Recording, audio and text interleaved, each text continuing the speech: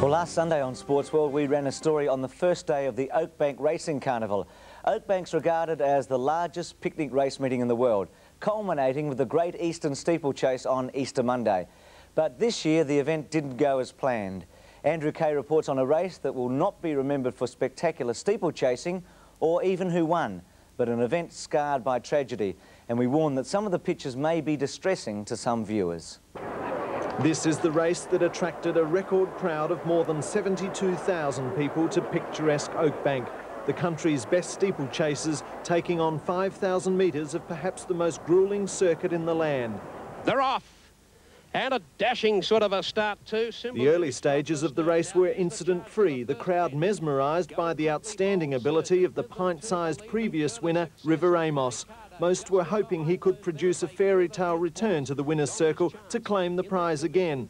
In running, there was nothing to suggest he couldn't. They go to the log the first time in the first of 3 rounds, and Wolver Action made a mess of it. He lost about 3 lengths. And the leader, Famous Amos, has taken over. River Amos, the pint-sized pony's gone to the lead, and he led by 2 to Curl of Success. In third placing, Bold Surge on the inside of Comic Carter as they go to the next fence. Then Donny's Chance. Oh, he made an awful mess of that, Donny's Chance, and the rider went high in the irons. He tried to grab a skyhook, 2 lengths away to Kua Prince.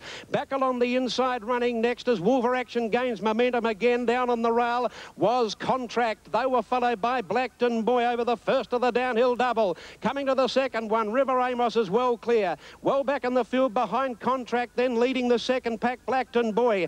Then Symbol's Image, followed by Darkest Pleasure. Then Commission Red Tropical, Joe Shane's Grey Boy, and Anagoni's last. Here's Little River Amos was giving a splendid exhibition out in front, his second lap as faultless as the first. But as the field bunched and left the straight for the final time, it all went terribly wrong. 72,000 people stunned by perhaps the most horrifying fall ever seen at Oakbank. What a spectacle. Next, pushing up on the inside, Wolver Action with George Moore's Whistle. They were followed then by, on the outside, oh, there's a fall. One's lost his footing. River Amos is down, and oh, unfortunately, River Amos has gone amiss hopelessly, and so has another one, Curl of Success.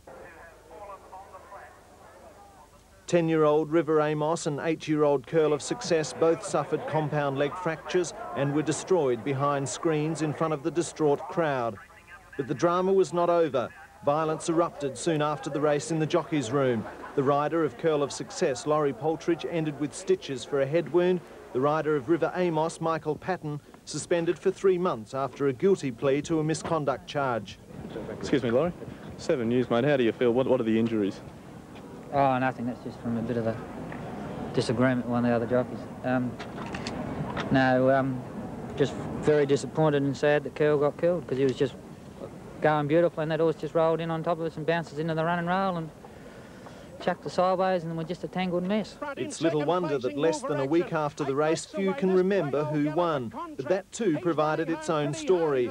Mother of 12, Barbara Garner from the New South Wales town of Hay, will finally buy her own home with the winner's cheque she received after paying just $800 for 33-to-1 outsider Commission Red 4 years ago. But Commission Red is going to win the Penfolds Great Eastern Steeple, and he'll win it brilliantly. Commission Red has won by 6 lengths. Second placing Wolver Action, 10 lengths away in the field, then to Contract, the 12-year-old, a gallant effort. As the clean-up began on Tuesday, the arguments continued. It should be remembered, however, that the fall did not happen while the horses were jumping. They were on the flat.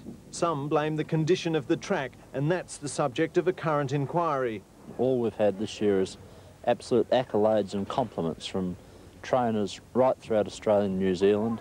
Others were more pointed in their criticism. I've got my own opinions, and they probably don't agree with everybody else's, but, you know, I think they could have been a little bit more cautious around there. But no matter what the cause, the cost was high, and it will leave a bitter taste for some time yet. Andrew Kay reporting for Sports World.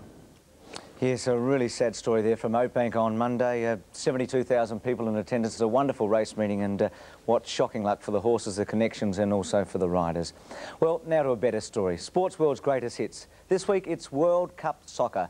And Stephen Lardu of Blacktown in New South Wales and Bob Nair from Doveton in Victoria, they want to take a look at the 1982 semi-final between Italy and Brazil. Well, Brazil were the hot favourites. They had one of their best teams with 2 of their superstars, Socrates and Zico, at the height of their